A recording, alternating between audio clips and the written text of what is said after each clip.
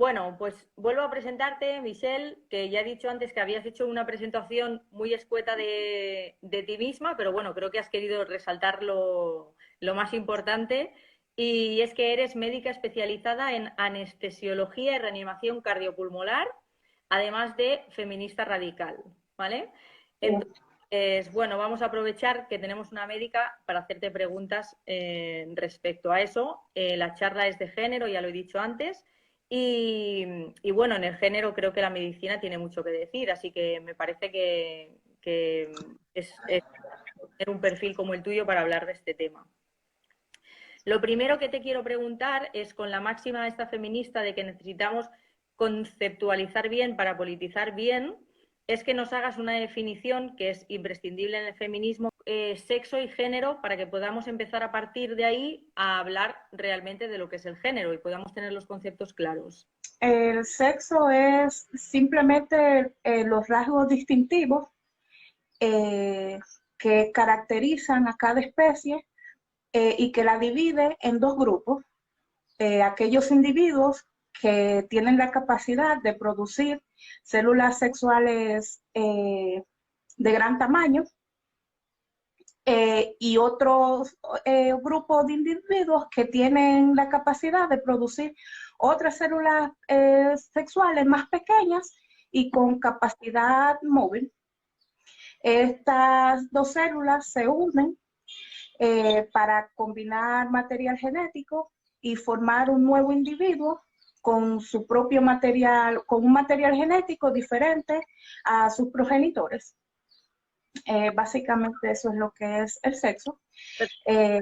Tiene dos categorías biológicas que son en los humanos, o sea, el nombre común que se le da es mujer y hombre, al macho y a la hembra. Exacto.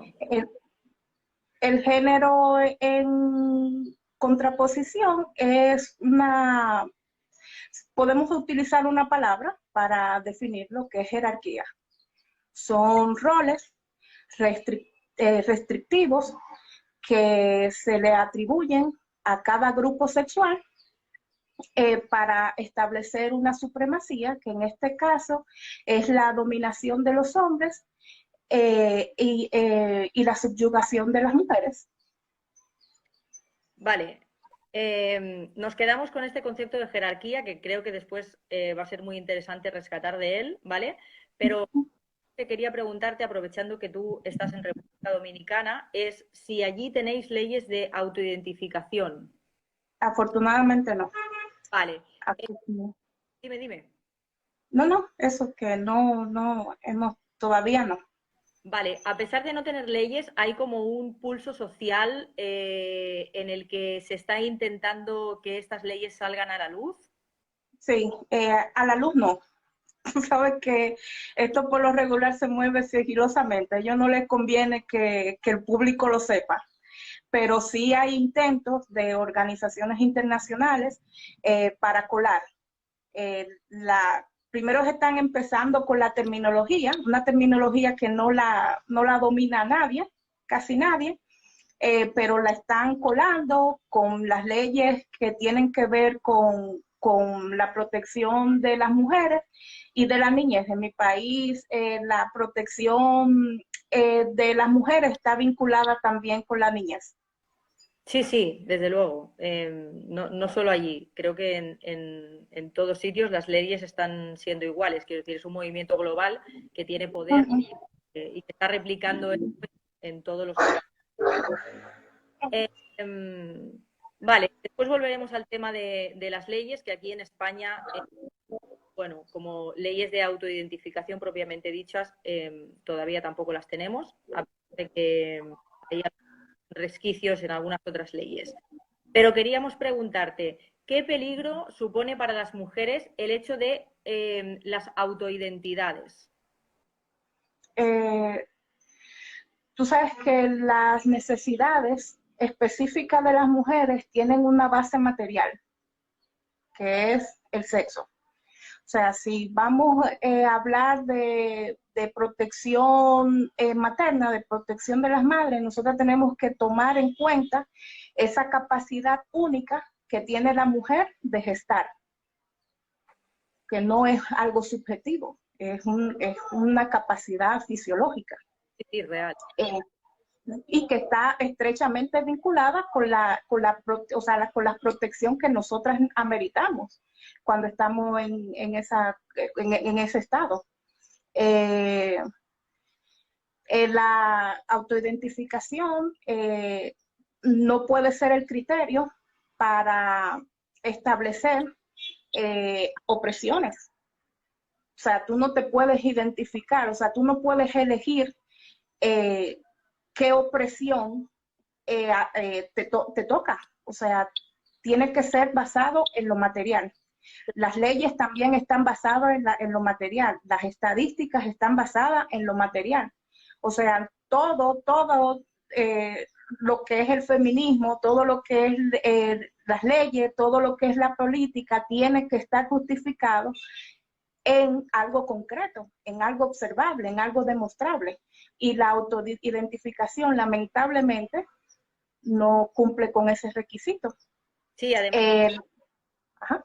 no, iba a decir que cuando uno no trabaja sobre algo que es real, sino que es imaginario, claro, en la cabeza de cada uno puede ser pues como cada uno se lo imagine, ¿no? Y entonces llegar a consenso sobre eso es absolutamente dificultoso. Imposible, porque es que cada uno tiene su propia idea, su propia narrativa, y esto es básicamente lo que es la identidad de género, una narrativa interna subjetiva, o sea, es algo que puede ser lo que tú quieras.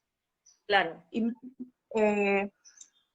la autoidentificación socava las leyes de las mujeres, las leyes de protección de las mujeres.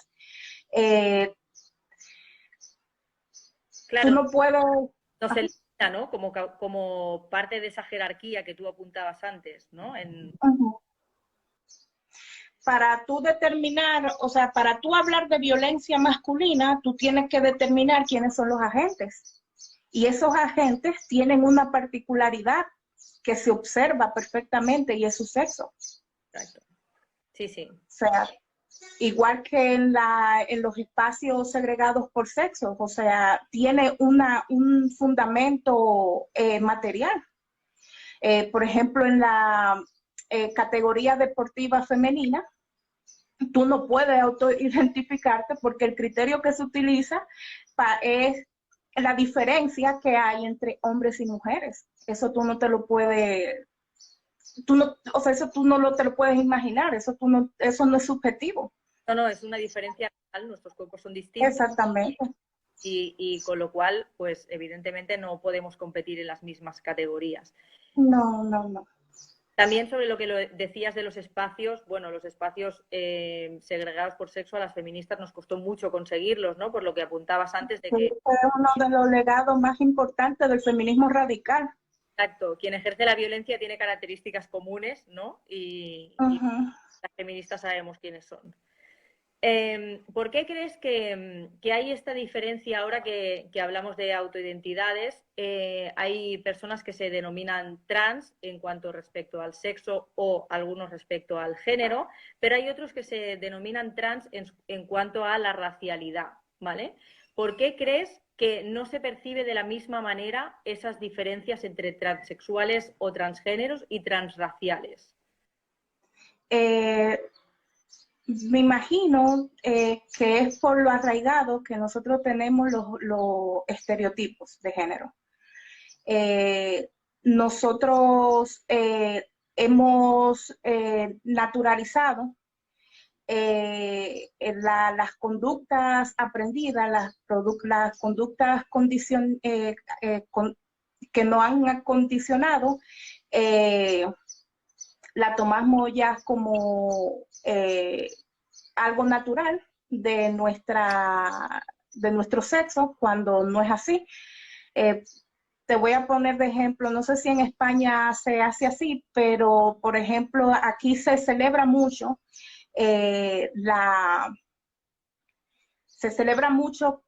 los embarazos de niñas. por lo regular se les felicita porque se entiende que las niñas son más hogareñas, son más obedientes, son más apegadas a los padres, y eso significa que cuando los padres estén ancianos, cuando estén enfermos, las niñas van a cuidarlos.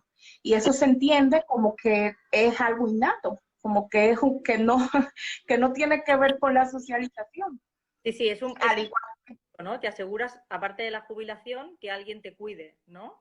Exactamente, y mientras que los niños son más despreocupados, no, cuando se casan o salen de casa no tienen ese compromiso con los padres, y se entiende que es por su naturaleza.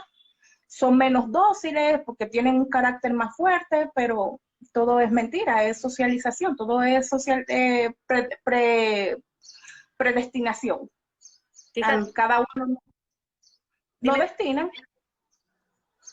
No, eso, que a cada uno no atribuyen un rol, y por eso yo entiendo que los transexuales se salen más con la suya que los transraciales, por eso, porque tenemos más arraigados los roles de género Sí, ¿no? en el imaginario colectivo. Es más fuerte, ¿no? ¿Quieres decir? ¿Perdón? Digo que la opresión por sexo es más fuerte.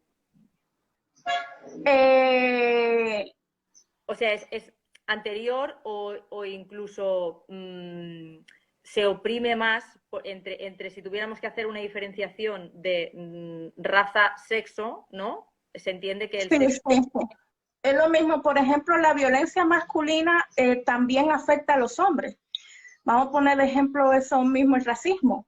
Sí, hay racismo tanto en hombres como en mujeres, pero por ejemplo en las mujeres negras, inmigrantes, no pueden denunciar que han sido violentadas por sus parejas negras por miedo a una deportación.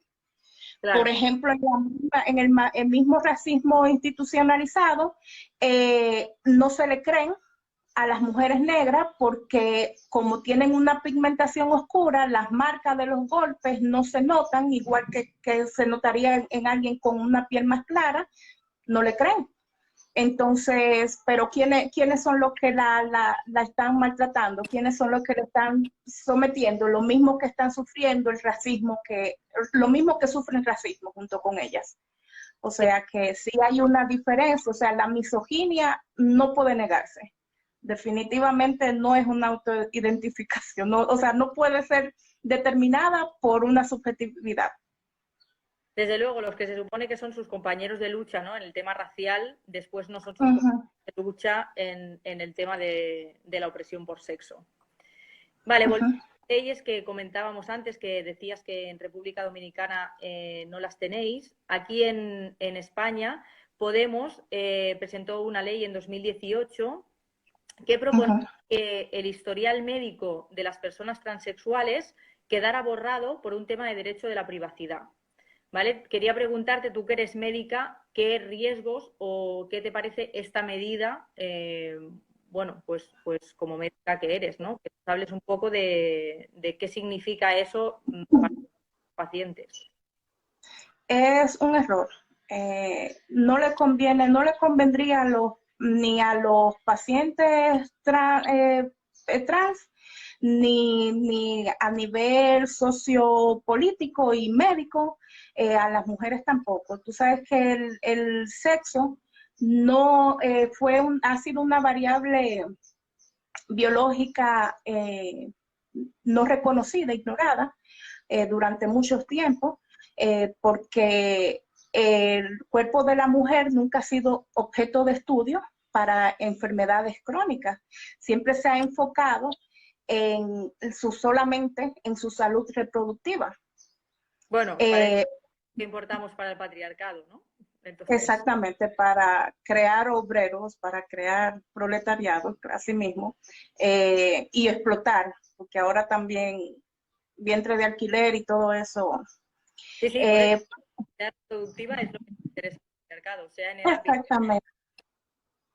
Eh, Pues eso, o sea, como no ha sido ese sesgo de diagnóstico y de valoración, repercute en la mortalidad temprana de las mujeres.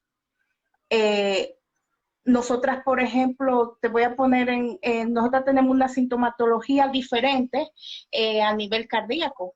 Nosotras, un infarto, no lo presentamos. Por ejemplo, a mí me enseñaron, cuando yo estudié medicina, no me enseñaron la diferencia entre la sintomatología de las mujeres y de los hombres. Para mí había angina estable, angina inestable y, y todo era igual para los mismos, o sea, no había diferencia sexual en Flavio, cuanto a la sintomatología, exactamente. Entonces, eso ha hecho que aunque exista una prevalencia superior en los hombres en las enfermedades coronarias, la muerte por enfermedades cardiovasculares es la primera causa en las mujeres. Y vamos, tiene que ver el poco manejo y el poco diagnóstico que se maneja, que hay para las mujeres. Eh, por ejemplo, también hay diferencias. ¿Qué ejemplo te pongo? Por ejemplo, la función renal. La creatinina es, es un valor o sea, el valor más objetivo para medir la función renal. Hay que hacer una fórmula, hay que calcular una fórmula y hay tres factores que se deben de tomar en cuenta, que son la edad, el peso y el sexo, porque los valores difieren de un sexo a otro. claro. Estoy hablando de un órgano noble, o sea, los riñones son imprescindibles para la vida. La misma, por ejemplo, HCG, todas estamos relacionados por la hormona que se eleva para diagnosticar los embarazos. Nosotras, esa es la hormona que en las pruebas estas caseras es lo que te indica que estás embarazada. En los hombres, o sea, en las mujeres, te indica que estás embarazada, te indica que tienes un embarazo ectópico, que tienes una mola, un embarazo molar, pero en los hombres es un marcador tumoral. O sea, cuando está elevado en los hombres, indica que tiene un tipo de cáncer en los testículos. O sea, Perdona, imagina, perdona que te o sea, esto ajá. significa, por ejemplo, aquel caso que hubo de un trans que en Estados Unidos fue al doctor y como no explicó que era trans, acabó muriendo el bebé, si no recuerdo mal. Sería por... Ah, sí, claro, claro. Hay varios casos, incluso con la misma función renal, los niveles son diferentes, como no se toman en cuenta, es que eso es lo que pasa, que el sexo es primordial, porque tú no tienes los mismos niveles de esérico de muchísimos elementos orgánicos, de sustancias. Tú no, la presentación, o sea, la clínica de las enfermedades es diferente. Por ejemplo, el embarazo ectópico le llaman el gran simulador, porque el embarazo puede simular una apendicitis, puede simular cualquier dolor quirúrgico abdominal, puede simularlo. Pero si tú tienes el dato del sexo, tú puedes descartar. Tú Claro, puedes descartar, o sea, si tú estás segura de que es un hombre que tú estás atendiendo, pues tú descartas todas las enfermedades ginecológicas. Si tú no estás seguro, pues entonces el diagnóstico se hace más lento y eso repercute negativamente en tu salud. claro, es como, Mientras más, ¿no? Es, exacto. O sea, realmente privar de esa información es un error. quien está ideando esas leyes no está pensando en la integridad de las personas trans, ni tiene el background histórico de las mujeres. O sea, para nosotras es importante que se reconozca nuestro sexo, que se reconozca nuestra diferencia, porque el que nosotras seamos tratadas como hombres en la medicina nos ha costado la vida Sí, y no ha restado calidad de vida. es lo que hablábamos antes, ¿no? De las cosas que se basan en las realidades materiales o que se basan en las ideas, ¿no? O en los deseos, mejor dicho. Claro, los deseos pues tienen el peligro que estás apuntando tú ahora, que vamos, me parece súper interesante lo que Vital, vital, o sea, repercute en tu vida directamente, repercute en la vida de las personas trans y repercute en la vida de nosotras. O sea, sí, sí, aunque ellos tienen, ajá, es un tema de salud pública al final, ¿no? Quiero decir. no, y además también complica porque los procedimientos que ellos están, que le están siendo administrados, eh, abren otra clínica, abren otra manera de tratar el cuerpo, porque es una manera alterada. Los mismos genitales de ellos ya está, o sea, no son normales, están modificados, e incluso tienen tejidos de otras partes del cuerpo, o sea que no son genitales, se sale ya totalmente de lo fisiológico. Sí, sí, es como una especie de Frankenstein, ¿no? Con trozos Exactamente. Y generales. complican. Se supone que la tecnología y los avances en la medicina es para evitar ese tipo de complicaciones, pero esta narrativa aplicada en la medicina lo que hace es que complica la vida de las personas y complica el ejercicio de la medicina. Mira, ligando con esto, te quería preguntar, ¿qué efectos psicológicos y físicos tiene la hormonación, por ejemplo, en las personas que toman hormonación para hacer el cambio físico? Tanto si son adultos como si son niños o niñas. Las hormonas tienen efectos reversibles e irreversibles. Por ejemplo, en los varones, los efectos reversibles del consumo de estrógeno es, por ejemplo, la disminución del líbido, que fíjate que también afecta porque la sexualidad es fundamental en nuestro desarrollo y se ve afectado, muy afectado, especialmente en el caso de los hombres que transicionan a lo femenino.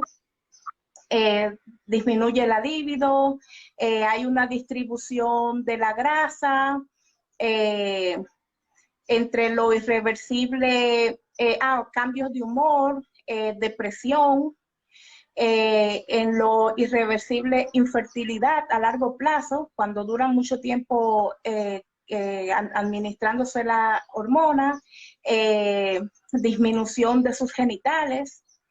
Eh, en las mujeres la testosterona, ginecomastia también en los hombres, o sea, aumento de las mamas.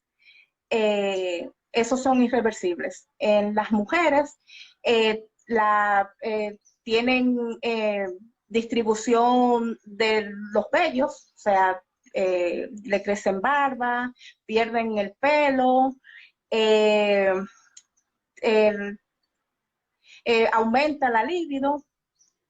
En lo irreversible, como hay un engrosamiento de las cuerdas vocales, hablan grueso, eso no, parece ser que no se revierte. Si, por ejemplo, se arrepienten después, el vello también de la cara no se revierte, y hay una atrofia vaginal y eh, y engrosamiento también, alargamiento del clítoris, que no es beneficioso. Vale, entonces, cuando uno empieza un tratamiento hormonal, en función de cuánto tiempo dure, entiendo que después no puede recuperar su cuerpo anterior, ¿no?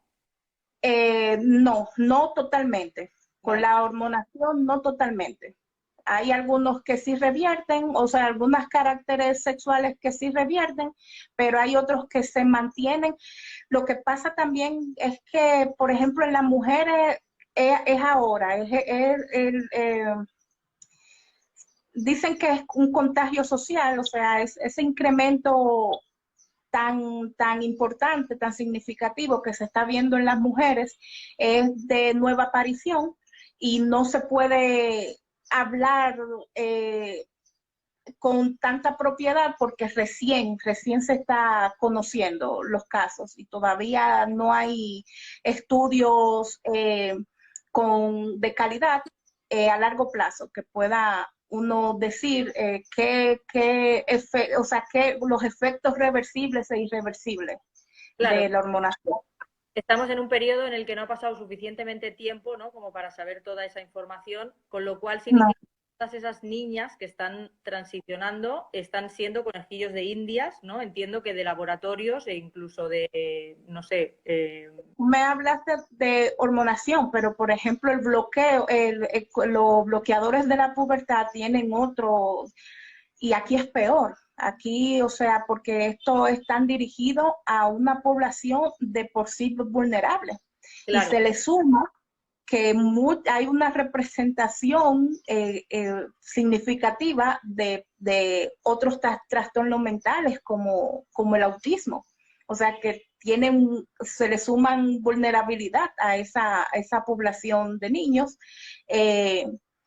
y no hay estudios, no existe estudios que avalen el uso de bloqueadores de la pubertad en sí, infantes, o sea, no existe, ellos están a la ciega, ellos están extrapolando lo que se observa en niños que sufren de pubertad precoz, que es una enfermedad Dios mío, endocrinología, eh, eso, que ellos están extrapolando lo que están observando en esos niños a niños que están totalmente sanos físicamente. O sea, estos niños no tienen ninguna condición hormonal que avale el uso de drogas tan potentes como los bloqueadores de la pubertad y se atreven a decir, porque como en la literatura de los niños con pubertad precoz dice que los efectos son secundarios, son raros y que son reversibles, ellos se atreven irresponsablemente, de manera deshonesta, a decir que no, que en estos niños sanos, que no tienen ninguna afectación eh, eh, a nivel pituitario, va a pasar lo mismo. Y sí, no sí. es así. O sea, por lógica, no hay que ser un científico de la NASA, no hay que estudiar medicina para saber que drogas potentes en cuerpo sano va a repercutir negativamente. O sea, va a Sí, enfermar. sí, sí, desde luego todos los medicamentos cuando tú los lees, ¿no? Siempre te ponen unos efectos secundarios. Y, no, y en adultos, los que han recibido bloqueadores de la pubertad, eh, tienen a nivel cognitivo y en la memoria y de manera irreversible. O sea, hay afectación en el IQ y en la memoria. Sí, Si eso esto te... es en adultos que lo necesitan, porque también está prescrito para ciertas enfermedades, especial cancerígenas, o sea, te estoy hablando, ve o sea, ver en lo que es indicado esas drogas, o sea, enfermedades de la próstata, enfermedades ginecológicas, enfermedad. tumores de la pituitaria, o sea, para eso están indicados también para los criminales sexuales, para como para afectar Dios mío, se me fue para afectar su desempeño sexual. Ah, sí, la libido, ¿no? No, no, no. Su desempeño, El impulso, ¿no? O la sea, erección. Cuando no pueden tener erección, ¿cómo es que se le dice? mm, no lo sé, Michelle, perdona. Eso mismo, bueno, pero eso, para que no puedan, Sí, para que no, tú perdón. dices la química que le dan a los violadores, ¿no? ¿Te refieres? Exactamente, eso, gracias. O sea, No te está, ve el alcance, ¿ah? no digo que no te Ve el estaba, alcance, no te escucho. que no te estaba entendiendo lo que me querías decir y Ah, por eso sí, sí. salía la palabra. Luego he entendido que lo que querías decir era en los violadores cuando los castran químicamente. Exactamente, exactamente. Entonces eso, o sea, ve el alcance que tiene las indicaciones que tiene esa droga y ellos o sea, ellos irresponsablemente dicen que no, son inocuas en los niños, en los niños, o sea, bloquearle la pubertad, o sea, bloquearle el desarrollo, cerrarle prematuramente la placa de crecimiento, no dejar, o sea, estamos hablando de que van a ser propensos a la osteoporosis, como ya se han evidenciado en los adultos, hay disminución del IQ o sea, disminución cognitiva y de la memoria, y ellos quieren y más la infertilidad. O Sí, sí, sea, no lo están viendo como un todo y solamente todos los que se están rigiendo nada más por la identidad de género, por esa idea ficticia, pero no están viendo a los niños integralmente, no lo ven totalmente y de- desde eso va luego. en contra de sus derechos. Y Eh, niños sanos, que es lo que tú apuntabas, ¿no? Que están medicalizando a niños que no lo necesitan y los están... No, no, no. Y para una condición psíquica, porque la clínica de esa condición es una agonía psíquica. Y ellos están apuntando el tratamiento en sus cuerpos sanos. Sí, sí. No hay lógica, eso es totalmente incongruente. Sobre esto que nos apuntabas de todos estos efectos, que bueno, oírte me parece, o sea, oírte a ti es un placer, pero oír contar esto es una aberración brutal. Eh, Ujú. ¿Es por estos motivos o hay alguno más el por qué los trans tienen una esperanza de vida más corta? No, tú sabes que lamentablemente los estudios que se han hecho para determinar la problemática trans son de muy baja calidad. No cumplen con los criterios eh, que se amerita para casos tan difíciles y complejos como es la disforia de género. Eh, la, Se habla de que es una población que tiene una alta tasa de suicidio. O sea, eh, pero no está bien claro los motivos. Tú sabes que el pensamiento suicida y los intentos suicidas son multifactoriales. Uh -huh. Pueden haber alteraciones bioquímicas, o sea, de neurotransmisores, traumas, especialmente sexuales, enfermedades mentales subyacentes, y en el caso particular de los trans, hablan de poca aceptación social, pero esto es un tema puntiagudo, como todo el tema trans, Sí. porque ellos lo que apuntan, o sea, es a que las personas se adapten a su narrativa para que ellos puedan querer vivir. Pero es algo absurdo porque tú no puedes fomentar, o sea, tú tienes que fomentarle buena autoestima. O sea, y lo contrario es que tu vida dependa de la validación social. O sea, que realmente es una narrativa totalmente nociva, es una narrativa que no conviene, no les conviene a los niños, no les conviene. O sea, que tu deseo de vivir dependa de la validación de desconocido, es triste, es triste. Entonces, Michelle, si te he entendido bien, no tenemos certeza de que la vida de las personas que transitan sea más corta.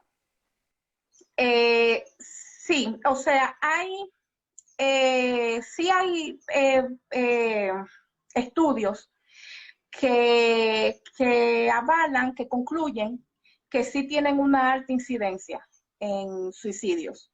Eh, lo que no concluyen es lo que no se lo que no se sabe es los motivos que llevan a las personas trans a suicidarse. Ellos se apropian de los casos de los homosexuales, de las razones por las que se ha demostrado que esas minorías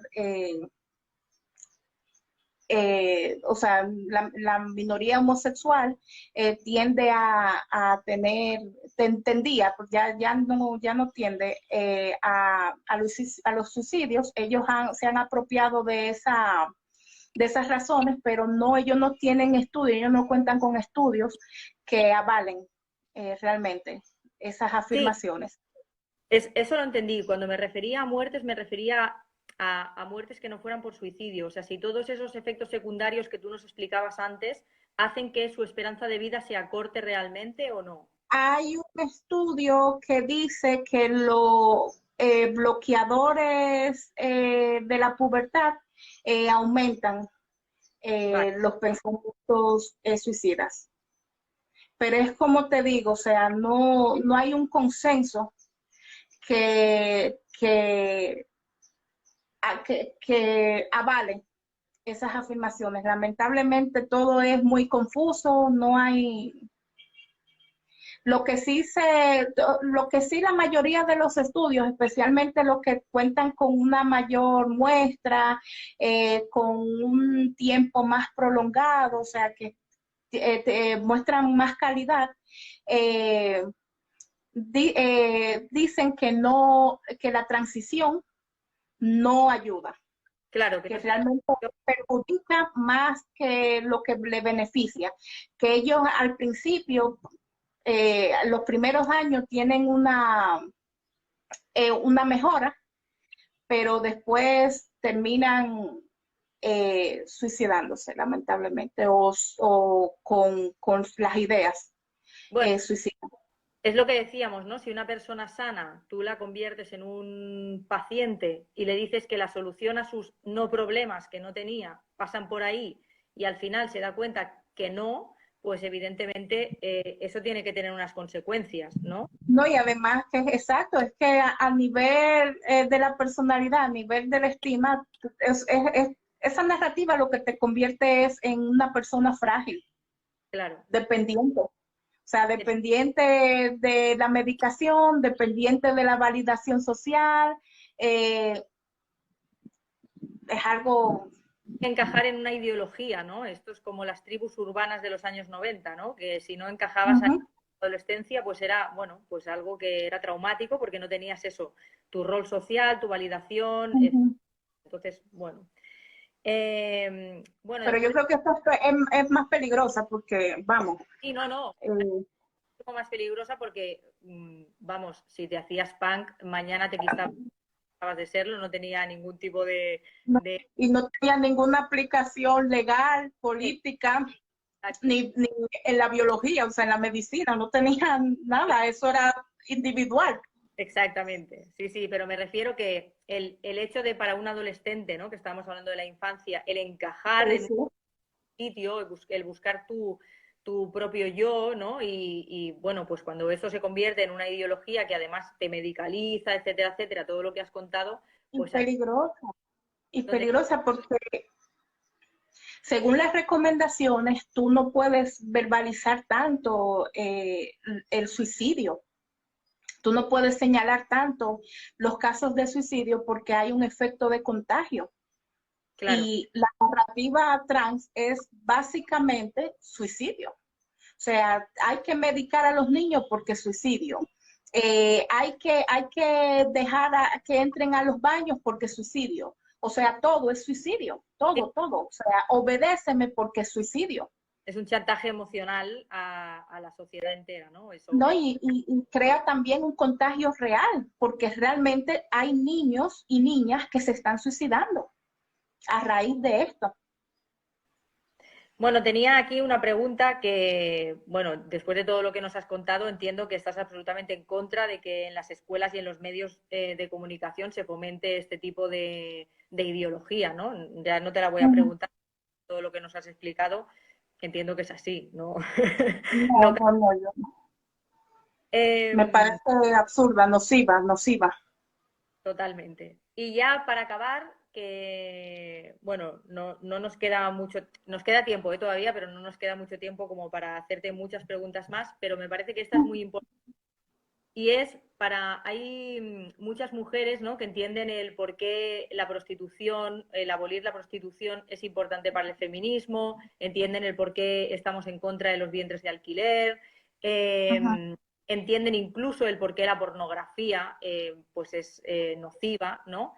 Pero les cuesta más entender por qué el género es una piedra fundamental en la lucha feminista. Entonces, me gustaría, a pesar de que nos has dado un montón de argumentos durante toda esta charla, que me parece que son, bueno, irrefutables, me gustaría que nos explicaras por qué el género, como lucha per se, es tan importante para la lucha feminista y no se puede dejar apartada de los otros tres ejes. Bueno, lo primero es que para tú poder luchar por un grupo, por una clase, tú tienes que saber determinarla, o sea, tú tienes que saber distinguirla.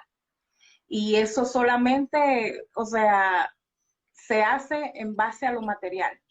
O sea, el sujeto político de la mujer, del feminismo somos las mujeres. Y eso es, nosotros tenemos que defenderlo.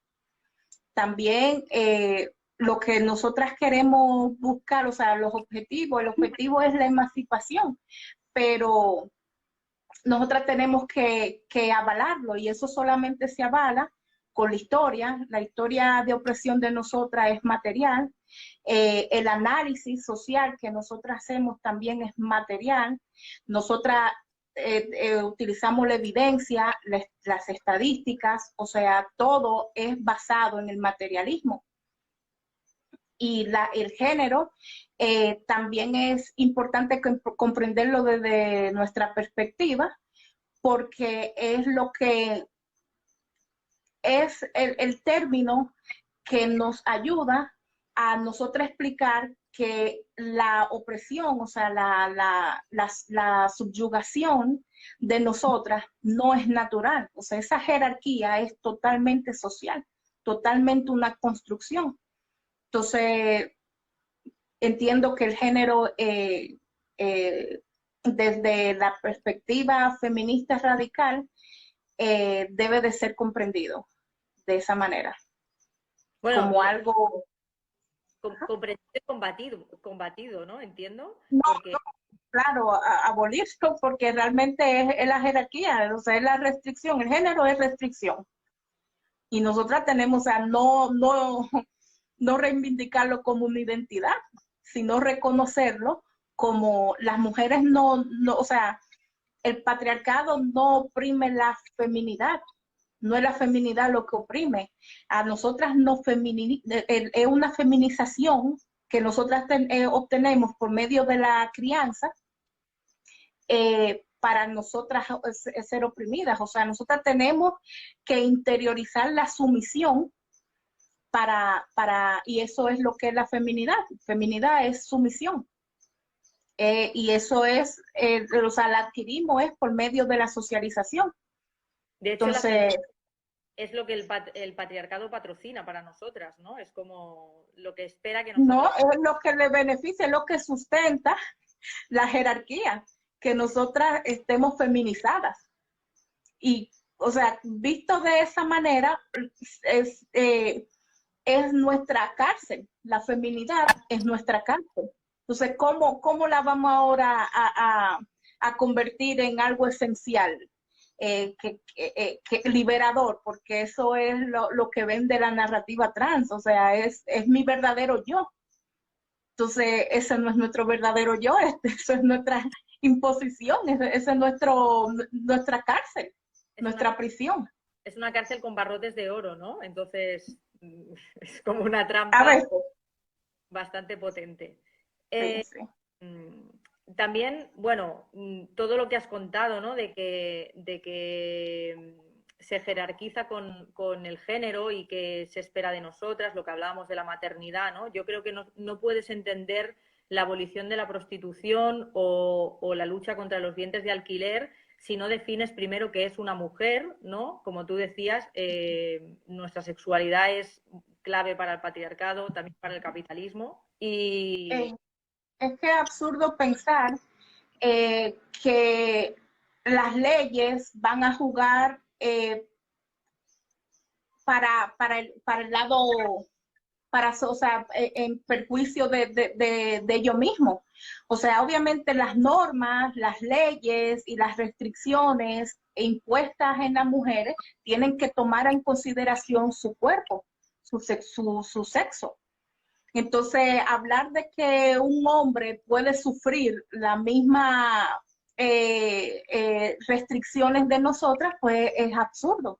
Es absurdo porque es que, o sea, el grupo de poder no va a crear herramientas que lo afecten a ellos mismos. O sea, es absurdo, es absurdo. O sea, es ellos terrible. no pueden encarnar, ellos fetichizan superficialmente la feminidad, pero ellos no pueden encarnar la opresión que hay en nosotras. Y tú lo has dicho, o sea, la prostitución, el vientre de alquiler, o sea, una persona trans puede, no pare, o sea, un trans femenino no tiene esa capacidad, entonces no va a ser explotado reproductivamente.